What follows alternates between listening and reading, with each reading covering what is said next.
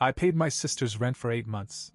She's your sister, it's your duty, my parents always said. But when I found out that she called me loser behind my back the next day, she's your sister, it's your duty. That's what my parents used to say. Every time I hesitated, every time I even thought about saying no. Monica was doing well in college, they told me, and they made it very clear that it wasn't their responsibility to pay her rent. It was mine.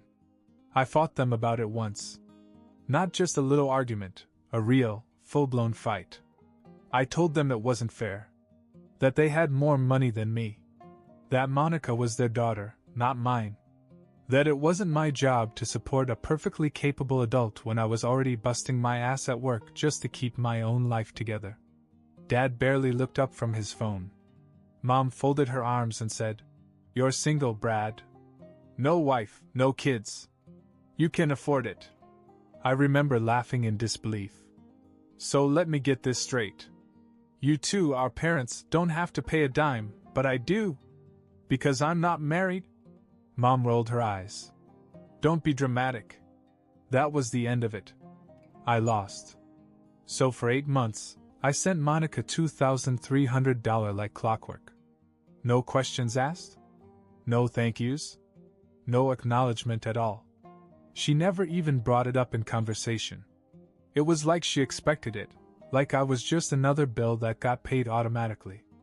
I told myself it didn't matter. She was my sister. Family helps family, right? That's what I told myself every time I wired the money. Then my grandfather called last week. He's the only one in the family who's ever really looked out for me. He sounded hesitant. Hesitant, like he wasn't sure what to say. At first I thought maybe something had happened, maybe Monica was in trouble. Then he said, "I have to tell you something, Brad. And I know you're not going to like it." I asked what was wrong. He sighed, then told me exactly what Monica had said to him. She called me a loser. Not just once, not just in passing. She laughed about it. She said to him, "What kind of loser would you have to be to pay my rent? Of course I can do it myself, but it's better for me if he does it." I didn't say anything. I think my brain just refused to process it at first. Grandpa kept talking.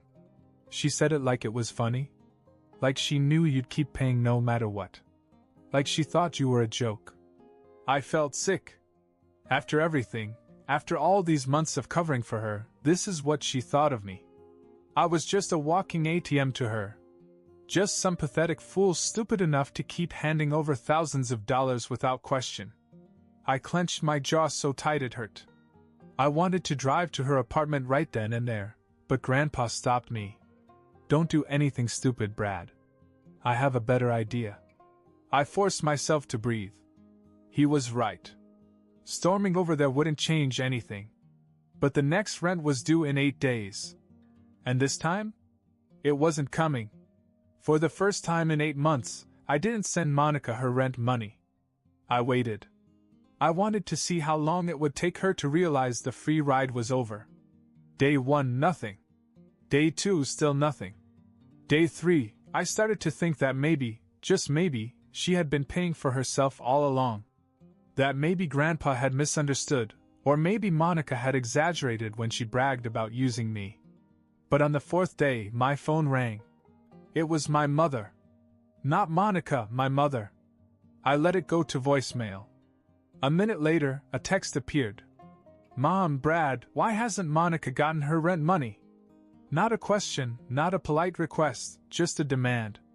As if I were a customer service representative who forgot to process a transaction. I stared at the screen. This was it. That was the moment they realized I wasn't playing. I didn't respond. A few hours later, another text message. "Mom, Brad, answer me." So I did.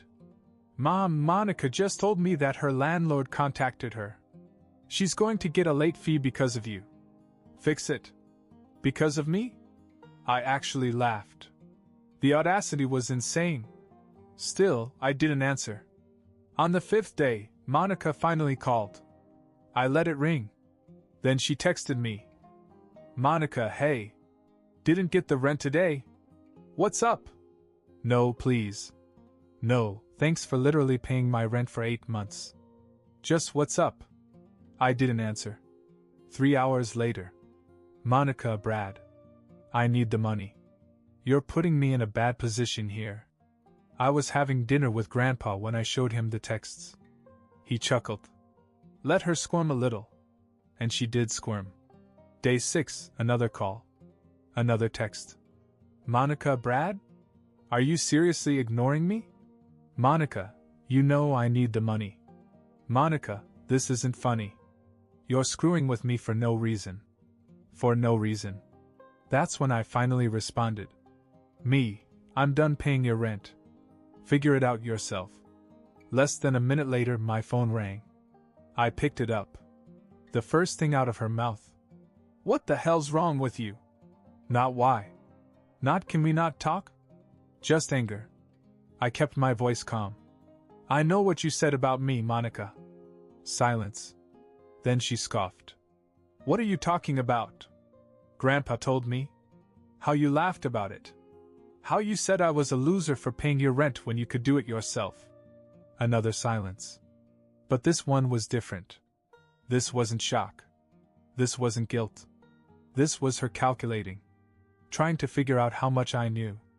When she spoke again, her tone was sharp. Wow. You're really mad about this? It was a joke, Brad. God, you're so sensitive. I clenched my fist. A joke? Yeah. A joke. Grandpa took it out of context. I almost believed her. For a second, I even considered that maybe I was overreacting. But then I remembered she never denied saying it. I took a deep breath. Joke or not, I'm done. Pay your own rent. She snapped. I can't. That got my attention. You can't? I repeated. What happened to of course I can do it myself? More silence. Then she hung up. I stared at the phone. Something didn't add up. I looked at Grandpa. She said she couldn't? He grinned. Told you this would be interesting. And he was right. Because the next day I found out that Monica wasn't in college at all. I didn't hear from Monica for the rest of the night. No more calls. No more texts. I thought maybe she had given up until the next morning when my mother showed up at my apartment. Not a call. Not a text. She showed up. I opened the door, and before I could even say a word, she pushed past me and stepped inside. What the hell is wrong with you, Brad? I sighed. Good morning to you too. She spun around, arms crossed. Monica just told me you're refusing to pay her rent. Are you out of your mind? I leaned against the counter. No, Mom. I just finally got some sense. Her eyes narrowed. What does that mean? I crossed my arms. It means I know what Monica said about me. I know she's been laughing behind my back. And I know she never actually needed my help, she was just using me. Mom rolled her eyes so hard I thought she'd pass out. Oh, please. You're throwing a tantrum over a stupid joke? I stared at her. That was the second time someone had called it a joke. She sighed, shaking her head like I was an idiot. Listen, it doesn't matter what she said. She needs that money. You can't just leave her stranded. I clenched my jaw. She said she could do it herself. Brad. No, Mom. Answer me. She said, of course I can do it myself, but it's better if he does. So why can't she? My mother hesitated. Just for a second. But I saw it. That was when I knew. There was something else going on. I kept my voice calm. Is she even in school? Her face twitched. Just slightly. Of course she is. I folded my arms. Where? She scoffed. What kind of question is that? I repeated slowly this time. Where is she going to school, Mom? Silence. A long, painful silence. Then she shook her head. This is ridiculous. Just send the money, Brad. I exhaled sharply, half laughing. She's not in school, is she? Mom glared at me like I was the problem. She needed time to figure things out, okay? You wouldn't understand. I felt my stomach drop. You mean to tell me I've been paying her rent for 8 months and she hasn't been in school this whole time? She didn't even flinch. It's not a big deal. Not a big deal. I let out a short laugh. So what has she been doing then? Just sitting in that apartment, living for free? Mom waved her hand. She's been thinking about what she wants to do. And she didn't need the stress of a job on top of that. I was in shock. I had been breaking my back, wiring her $2,300 a month, thinking I was helping my hardworking little sister get through school. Meanwhile, she had been sitting in that apartment doing absolutely nothing. And my parents knew. They knew, and they didn't say a word. Because to them, it was easier to let me handle it. I took a deep breath. I'm done. Mom scoffed. No, you're not. I shook my head. You don't get it, do you? I'm done. I'm not sending another penny. Her expression darkened. You don't have a choice. I actually laughed. I don't have a choice? Are you serious? It's my money. She stepped closer, lowering her voice. She's your sister, Brad. If you don't pay, she could get evicted. I shrugged. Then she can get a job. Mom's eyes widened, like the concept was completely foreign to her. She's not ready for that yet. I scoffed. Then she should have thought about that before blowing off school and living on my dime. She opened her mouth to argue again, but I held up a hand. I don't care, Mom. You can threaten, guilt trip, cry whatever you want. But I am done. She's your daughter. You figure it out. Her face turned red. You are being so incredibly selfish right now. I almost exploded at that. Selfish? Selfish? I pointed to the door. Leave. She stared at me like she couldn't believe I was actually standing up to her. Then she scoffed and stormed out, slamming the door behind her. I sat down on the couch, my head spinning. 8 months. 8 months of working overtime, budgeting, saying no to things I wanted because I thought I was doing something good. And the whole time, I was just an idiot getting played. My phone buzzed. A text from Grandpa. Grandpa, so, how did it go? I stared at the message for a second. Then I responded. Me, they're panicking. A moment later. Grandpa, good. Let's make it worse. After my mother stormed out, things escalated fast. I expected more texts, maybe a few guilt-tripping calls. What I didn't expect was for my father to get involved. He usually stayed out of things, but apparently, this was the hill my parents were willing to die on. The next morning, I woke up to an email from him. Short and to the point, something about how I was damaging the family, and how we don't abandon each other. No mention of the fact that they had completely abandoned their own responsibilities as parents and shoved them onto me. Then came the phone calls from extended family. Aunts, uncles, even a couple of cousins, people who had never once cared about my life suddenly had a lot to say about how I was treating Monica. Someone had clearly been feeding them a story, because every single one of them seemed to think that I had suddenly decided to cut her off for no reason. The best part? No one mentioned the fact that she wasn't even in school. That little detail was conveniently left out. Meanwhile, Monica had gone radio silent. No calls, no texts, nothing. That was strange. She had been furious just a day ago, so the sudden silence meant one of two things. Either she was scrambling to fix things herself, or she was planning something. I didn't have to wonder for long. 3 days after my mother's little visit, Monica finally reached out. But not to me, she went straight to my boss. I got pulled into a meeting that afternoon. My manager looked uncomfortable, sliding his phone across the desk. I glanced down and saw an email from Monica. It was full of accusations, claims that I was financially abusive, that I had manipulated her into depending on me, that I had, suddenly, pulled the money as a way to punish her.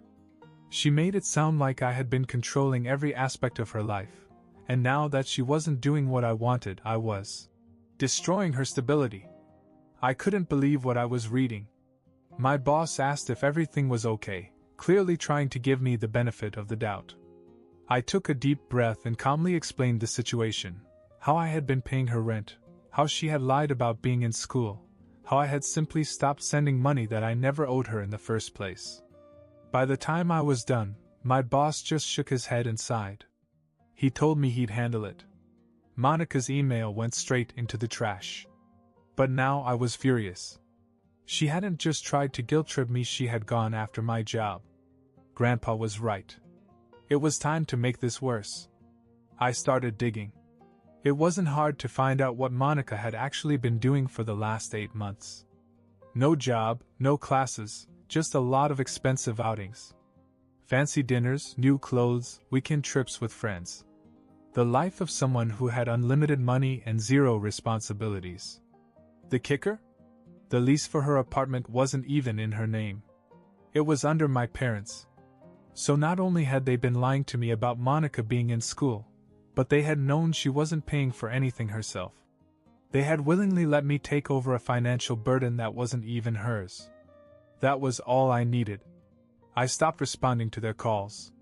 When my mother showed up at my place again, I didn't even let her inside. I told her I knew everything and that I was done, for real this time. I shut the door in her face before she could argue. And then I waited. 2 days later, the rent was due. And for the first time in 8 months, nothing was paid. I expected an explosion. Some massive blow-up. But the silence that followed was somehow worse.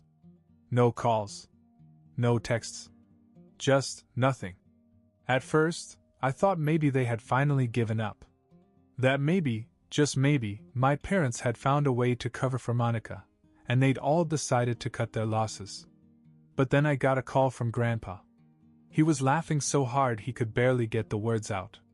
Apparently, Monica and my parents had been scrambling behind the scenes, desperately trying to find a way to pay the rent without letting me know they had failed. But there was a problem: none of them had the money. It turned out my parents weren't as financially stable as they pretended to be. Grandpa had known for a while, but he never said anything because, as he put it, they were too proud to admit it. They had been living beyond their means for years, racking up debt to maintain their perfect image. And Monica? She had spent every dime I had given her without saving a single cent. So when the rent came due, none of them could afford it. And because the lease was in my parents' names, the landlord didn't go after Monica, he went after them. That's when the panic really set in. Monica tried calling the landlord to ask for an extension. He refused. My parents tried to take out a loan. They got denied. They even reached out to other family members, but no one wanted to lend them thousands of dollars on such short notice. Then they did exactly what I expected. They came crawling back to me. It started with a single text from my mother. No demands this time, no anger, just pure desperation. She said they were in a tough spot, and asked if I could please help them out just this one last time. I ignored it. An hour later, my father called. I let it go to voicemail. When I finally listened, I could hear something in his voice I had never heard before. Panic. He didn't yell, didn't scold, he just begged. Said they were going to lose everything if I didn't step in. Still, I said nothing. That night, I got the final text. This one was from Monica. No fake excuses. No pretending. Just one sentence. Please, Brad. I don't know what to do. I stared at it for a long time. She had spent months laughing about how stupid I was. How easy it was to manipulate me. How I was nothing but a loser who'd keep paying as long as she played her cards right. And now, here she was. Helpless. I turned off my phone and went to bed. The next day, the eviction notice was posted. The eviction notice hit them harder than I expected. Monica went into full meltdown mode. She had never faced real consequences before. There was always someone cleaning up her mess, making sure she never had to deal with the real world. But this time, there was no backup plan. No safety net. At first, she stayed in the apartment, hoping something would magically fix itself. Maybe she thought the landlord would give her more time. Maybe she thought I'd crack and come to her rescue at the last second. But I didn't. And when the landlord finally locked her out, reality smacked her in the face. That's when she turned to our parents. Except they had a problem of their own. A big one. I hadn't realized just how deep they were in debt until Grandpa told me everything. My parents weren't just struggling financially, they were on the edge of complete collapse. The apartment they rented for Monica was just one of the many disasters they were juggling. Their mortgage? They had been behind on payments for months, dodging calls from the bank, shifting money around, barely staying afloat. The only reason they had lasted this long was because I had unknowingly been covering one of their biggest expenses. When I cut Monica off, the entire house of cards fell apart. 2 weeks after Monica lost her apartment, my parents lost their house. They tried to keep it quiet, but words spread fast. The bank finally foreclosed, and they had no backup plan. I wasn't there for the eviction, but Grandpa was. He watched from his truck across the street and later described the whole scene to me over lunch like it was the best entertainment he'd seen in years. He said my mother was hysterical, screaming at the movers. My father just stood there looking defeated, and Monica? She was sitting on the front steps, crying, as if she had never seen this coming. They ended up bouncing between motels, burning through what little money they had left. Grandpa thought it was hilarious. I stayed out of it. I didn't call, didn't check in, didn't ask where they were going next. I wasn't going to be their next bailout. Monica texted me one last time. This time, she didn't just ask for help, she begged. She told me she had nowhere to go, no job, no savings, no friends who would take her in. She told me I was her brother, and that family was supposed to take care of each other. That was rich, coming from her. I stared at the message for a while, thinking about everything she had done, everything my parents had done. Then I deleted it. And just like that, she was out of my life. A week later, Grandpa took me out for dinner. He looked proud. He told me this was the best thing I could have done, that he had waited years for me to wake up and stop letting them use me. He clapped me on the back, grinning, and said, "That's my boy." That night, I finally understood what he had been trying to teach me all along. Some people, even family, will use you if you let them. They will take and take and take, never once considering what it's costing you. And if you let them, they will never stop. The only way to end it is to walk away and let them deal with the mess they created. And that's exactly what I did.